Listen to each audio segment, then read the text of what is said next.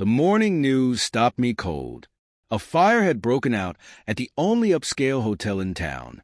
The report was standard until the camera panned to the survivors. My world shattered. There she was, my wife, Isabel, draped in a hotel robe, standing beside my old friend Sheldon, who wore the same attire. My grip tightened around my coffee mug, knuckles white with pressure.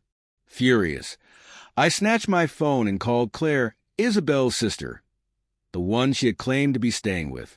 She picked up after 3 rings. "Hey, Nathan. How's? Where's Isabel?" I cut in.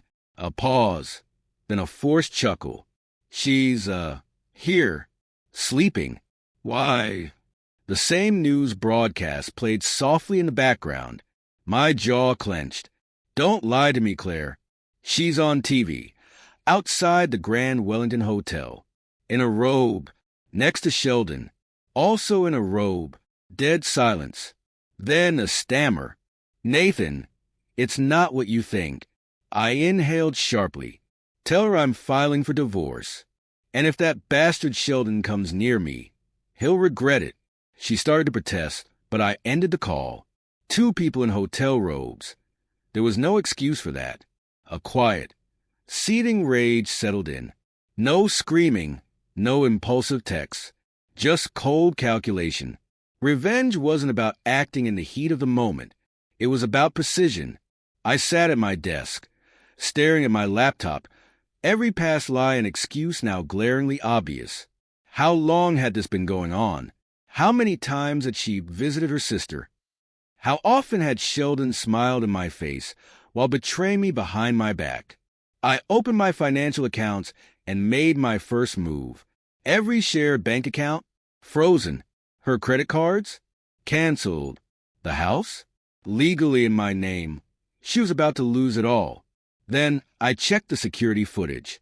Months ago, I had installed a modest surveillance system, just enough to monitor package deliveries and check in when I traveled. I rarely used it, until now. Clicking through recent footage, I found it. 2 weeks ago, 1:42 a.m. The front door unlocked. Isabel tiptoed inside. Not alone. Sheldon, in my house, in my home. I leaned back, exhaling slowly, rage simmering beneath the surface. They had no idea what was coming next like wildfire. Her betrayal hadn't just been an affair. It had happened under my own roof. I shut the laptop, stood up, and smoothed out my shirt. "All right," I murmured. "It's war." By the time Isabel returned that evening, her face was ashen. She had seen the news. She hesitated at the doorway, dropping her bag. Nathan, I sat in the dimly lit living room, unervingly calm. I gestured toward the suitcases by the door. "You have 10 minutes. Her breath hitched. "Nathan, please, I can explain." A dry, humorless chuckle escaped me. "Oh, really? Can you explain why you were at the Grand Wellington with Sheldon, wearing matching hotel robes?" She flinched. "It's not what it looks like." "Say that again, and I swear to God, Isabel." Tears welled in her green eyes. "Nathan, I made a mistake." "A mistake?" My voice was eerily even. "You tore our marriage apart, betrayed me, humiliated me, and now you have the audacity to call it a mistake." I took a slow, measured breath. "I want you out," she sobbed. "Nathan, I love you." I tilted my head. "No, you love yourself. You love the life I gave you. But guess what?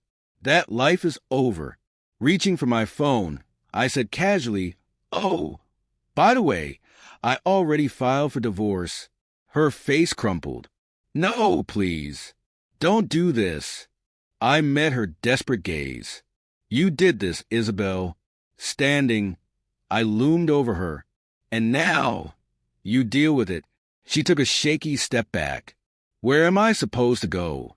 "Not my problem." Her breath hitched. Reality was setting in. She had lost everything. But I wasn't finished yet, because Sheldon still needed to pay. Chapter 4. The Betrayer's Reckoning. I didn't sleep that night. Not from heartbreak. not from grief, but because revenge required planning. Sheldon had stolen my wife, my trust, my dignity. So I was going to take everything from him. The next morning, I made my first move. I sent the home security footage to his law firm, an anonymous tip about a high-profile lawyer engaging in unethical activities. Within hours, his boss had the clips. Next, I leaked his financial records. Sheldon had a history of shady dealings, borrowing money, using his firm's resources for personal gain. One nudge, and his entire career crumbled. By midday, whispers spread like wildfire. Sheldon Graves, the scandal of London's elite. Cracks were forming, and then I went in for the kill. That evening, as I enjoyed a quiet drink in my apartment, my phone buzzed. A message from an unknown number. Sheldon, I know what you did. Meet me. Now. I smirked. Hook, line, and sinker. 30 minutes later, I strolled into a dimly lit bar in the heart of London. Sheldon was already there, gripping a whiskey glass like a lifeline. His usual smug expression was gone.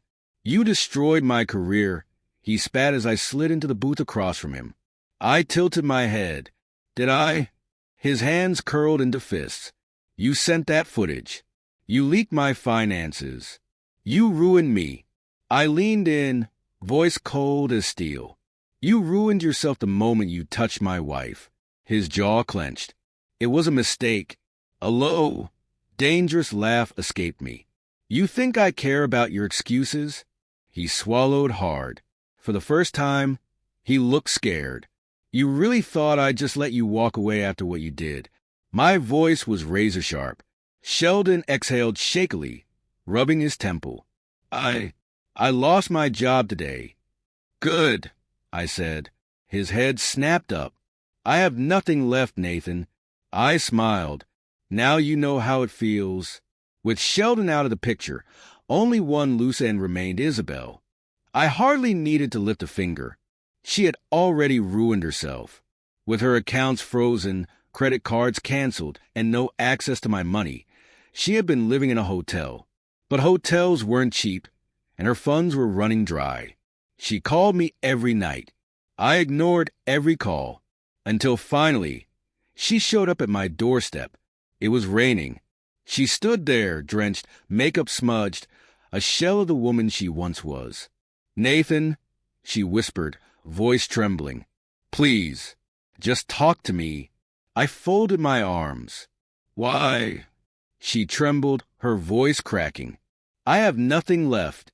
I tilted my head. Not my concern. A strangled sob escaped her. I was foolish. I don't know why I did it, but I miss you. I love you. Love. I let out a bitter laugh. You never loved me. You loved the comfort I provided. And now that it's gone, you're realizing what you threw away. She stepped closer, reaching for my hand. Can't we fix this?